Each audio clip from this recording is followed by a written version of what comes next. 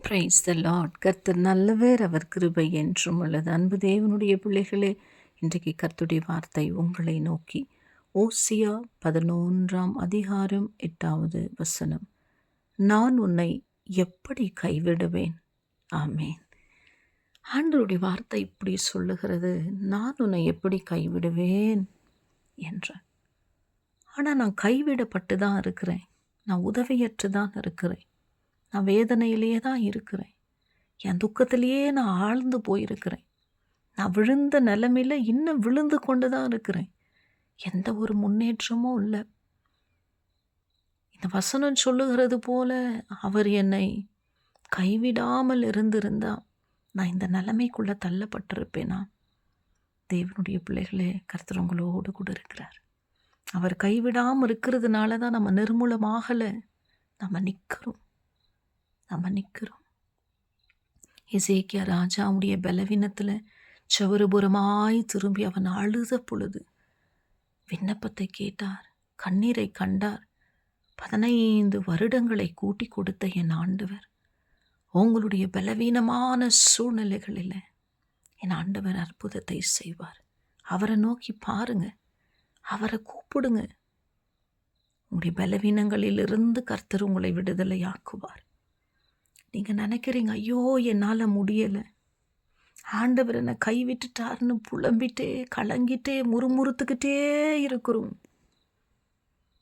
நான் நினச்ச ஒரு காரியம் கூட என் வாழ்க்கையில் நடக்கலை. அவர் என்னை கைவிட்டுட்டார், அவர் என்னை விட்டு விலகி இருக்கிறாரு. நான் எடுக்கிற எல்லா காரியமும் எனக்கு தோல்வி. நான் நினைக்கிற காரியங்களை என்னால் செய்ய முடியலை. ஒருவேளை கர்த்தர் என்னோட இருந்திருந்தாருன்னா இதெல்லாம் எனக்கு தோல்வியாக முடிஞ்சிருக்குமா? நம்ம நினைக்கிறோம்ல. இல்லை தேவ பிள்ளையே, கர்த்தர் உங்களோடு கூட இருக்கிறார்.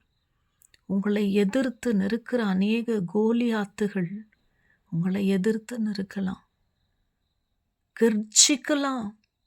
கோலியாத் அப்படிதான் தேவ ஜனத்திற்கு விரோதமாக எழும்பி 40 நாள் அளவும் நடுக்கத்தையும் பயத்தையும் திகிலையும் கொடுக்கிறதே அவனுடைய வேலையா இருந்தது. ஆனால் முடிவிலே தாவீதை கொண்டு கோலியாத்தை வீழ்த்தி போட்ட ஆண்டவர். இந்த காலவழியில் உங்களுடைய வேலை ஸ்தலத்தில், நீங்கள் படிக்கிற இடத்துல, உங்கள் குடும்ப வாழ்க்கையில், தேவ பிள்ளையை நீங்கள் வசித்து கொண்டிருக்கிற இடங்களிலே உங்களுக்கு விரோதமாக எத்தனை கோலியாத்துகள் எழும்பினாலும் கர்த்தர் அவர்களை வீழ்த்தி போடுவார். உங்களுக்கு ஜெயத்தை ஆண்டவர் கொடுப்பார். அநேகர் பிசாசின் போராட்டங்கள், மந்திர கட்டுகள், பில்லி சூனிய கட்டுகள், ஏவுதலின் ஆவி, என் வீட்டுக்கு மந்திரம் வச்சிட்டாங்க, எனக்கான காரியத்தை செய்து கொண்டே இருக்கிறாங்க, என்னால் போராட முடியலை, நான் ஒடுங்கி போயிட்டேன். அநேகரை பார்க்கிறோம், பைத்தியங்களாய் தெருக்களில் அலைந்து திரிந்து கொண்டிருக்கிற ஒரு சூழ்நிலை, குடும்பங்கள் பிரிந்து போயிருக்கிற ஒரு சூழ்நிலை. தேவ பிள்ளையே, மனசு உடஞ்சி போயிடாதீங்க. தேவ சமூகத்தில் முழங்கால் படிட்டு ஜெபிங்க. பிசாசுக்கு எதிர்த்து நில்லுங்கள், அப்பொழுது அவன் உங்களை விட்டு ஓடி போவான் என்று கர்த்தருடைய வார்த்தை சொல்லுது. நம்ம முடங்கிட்டோன்னா பிசாசு நம்மளை முடக்கி போட்டுருவான். நம்ம முழங்காலில் நெருக்கணும். ஒத்த காலில் நெருக்கிற பொழுது ஒன்றையும் சாதிக்க முடியாது. நீங்கள் முழங்காலில் நின்று பாருங்க, எல்லா காரியங்களிலும் நீங்கள் ஜெயம் எடுத்துருவீங்க. இப்படி வாழ்க்கையில் அநேக காரியங்களை ஜெயம் எடுப்பதற்கு காரணம் ஜெபம், முழங்கால் யுத்த ஜெபம், உபவாசித்து ஜெபம். தேவ சமூகத்தில் ஜெபிக்கிறது பெருசு கிடையாது, ஆனால் விசுவாசத்தோடு ஜெபிக்கணும், நம்பிக்கையோடு ஜெபிக்கணும். அதை நாம் சுதந்தரித்து கொள்ளுவோம். தேவ பிள்ளை, சுதந்தரித்து கொள்ளும். கர்த்தர் நம்மோடு கூட இருக்கிறார்.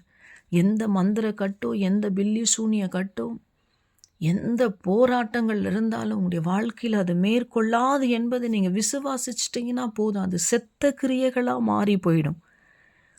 என்னாகமம் 23:23 சொல்லுது, யாக்கோபுக்கு விரோதமான மந்திரம் இல்லை, இஸ்ரவேலுக்கு விரோதமான குறி சொல்லுதலும் இல்லை. கர்த்தர் உங்களோடு கூட இருக்கிறார். இதை நம்பி விசுவாசிங்க. மந்திரம் வச்சுட்டாங்க நம்புறீங்கல்ல, பில்லி சூனியம் வச்சிருக்காங்க நம்புறீங்கல்ல, ஏவுதலின் ஆவி விட்டிருக்கிறாங்க நீங்கள் நம்புறீங்க ஏதோ ஒரு விதத்தில். இல்லை தெய்வ பிள்ளையே, ஆனால் ஆண்டவருடைய வார்த்தை ஏன் நம்பாமல் இருக்கீங்க? அப்பாவை நம்புங்க, ஒரு காரியமும் வாய்க்காதே போகும் தெய்வ பிள்ளையே. ஐயோ என்னால் முடியல, என் பலத்துக்கு மிகுதியாக இருக்குது, என்னால் இதை தாங்க முடியல, என்னால் சகிச்சிக்க முடியல, இதுக்கு மேலே என்னால் போராட முடியாது, இதுக்கு மேலே நான் மௌனமாக இருக்க மாட்டேன், இதுக்கு மேலே நான் தாங்கிட்டு இருக்க மாட்டேன், இதுக்கு மேலே என்னால் முடியவே முடியாதுன்னு நீங்கள் நினைக்கிறீங்களா? 1 கொரிந்தியர் 10:13 என்ன சொல்லுகிறது தெரியுமா? மனுஷருக்கு நேரிடுகிற சோதனை அல்லாமல் வேறு சோதனை உங்களுக்கு நேரிடவில்லை. தேவன் உண்மை உள்ளவராக இருக்கிறார். உங்கள் திராணிக்கு மேலே நீங்கள் சோதிக்கப்படுகிறதற்கு அவர் இடம் தரவே மாட்டார். சோதனையை தாங்கத்தக்கதான பலத்தை கொடுத்து, சோதனையோடு கூட அதற்கு தப்பிக்கொள்ளும்படியான போக்கை உண்டாக்குகிற தேவன் உங்களோடு கூட இருக்கும் பொழுது நீங்கள் ஏன் சோர்ந்து போகிறீங்க? அவர் உங்களை கைவிடவே மாட்டார். அவர் கரம் உங்களை கைவிடாது. தேவ பிள்ளையே, என் திராணிக்கு மிகுதியான சோதனை பாடுகளுக்குள்ளே நான் கடந்து போகிறேன்னு வருத்தத்தோடு இருக்கிறீங்களா? ஆனால் ஒரு நிமிஷம் நீங்கள் திரும்பி பாருங்கள். சோதனை எனக்கு வேதனையாக இருக்குது, என்னால் தாங்க முடியல, என்னால் கடக்க முடியல, இதுக்கு மேலே என்னால் முடியாதுன்னு சொன்ன எத்தனை காரியத்தை நீங்கள் கடக்கும்படி கர்த்தர் உங்களை கைவிடாதபடி உங்களோடு கூட இருந்திருக்கிறார். இதுவரைக்கும் உங்களை நடத்தின ஒரு நல்ல எபினேசர் இனி உங்களை கைவிடுவாரா? மனம் மாறுவதற்கோ சொன்னதை செய்யாமல் இருப்பதற்கோ அவர் மனுஷனா? அவர் சொன்னதை செய்கிற தேவன். உங்களை கைவிடவே மாட்டார். உங்களோடு கூட அப்பா இருக்கிறாங்க. நீங்கள் எந்த காரியத்தை குறித்தும் சோர்ந்து போகாதீங்க. அவர் தயவுள்ள கரம் உங்களை தாங்கும். கலங்கி நிற்காதீங்க, வேதனையோடு இருக்காதீங்க. நான் என்ன செய்வேன் ஆண்டவரேன்னு சொல்லி தேவ பிள்ளையே, நீங்கள் எனக்கு செய்யலையே நான் அவரை முறுமுறுக்காதீங்க. இதுவரை என் வாழ்க்கையில் நீங்கள் செய்த நன்மைகளுக்காய் ஸ்தோத்திரம் ஸ்தோத்திரம்னு ஆண்டவரை ஸ்தோத்திரிங்க, துதிங்க. நீங்கள் நன்றி சொல்லிக்கிட்டே இருங்க. நீங்கள் நினைக்காத நேரத்தில் பாருங்கள், கர்த்தருடைய வாழ்க்கையில் அவ்வளவு பெரிய காரியத்தை செய்வார். உங்கள் பலத்துக்கு மிஞ்சி ஒரு பாரத்தை ஆண்டவர் கட்டளையிட்டு தரவே மாட்டார். அப்பத்தை கேட்டால் கல்லை கொடுப்பானா? ஒரு தகப்பன் தம் பிள்ளையை அதிகமாக நேசிக்கிறானே. தேவ பிள்ளையே, முட்டையை கேட்டால் பாம்பை கொடுப்பானா? இல்லையே. பொல்லாதவர்களாகிய தங்களுடைய பிள்ளைகளுக்கு நல்ல ஈவுகளை கொடுக்க அறிந்திருக்கும் பொழுது, இந்த காலவழியில் உன் நிலைமையை பார்க்கிற உன் பரமபிதான் உனக்கு இன்னது தேவை என்பதை அவர் அறிந்திருக்கிறார். அறிந்திருக்கிறவர் செய்யாமல் இருக்கிற தேவன் அல்ல. உன் சூழ்நிலைகளை அறிந்திருக்கிற தேவன், இறங்கி வந்து உனக்கு நன்மைகளையும் அற்புதங்களையும் செய்கிற தேவன். ஆனால் நாம் என்ன செய்யணும்?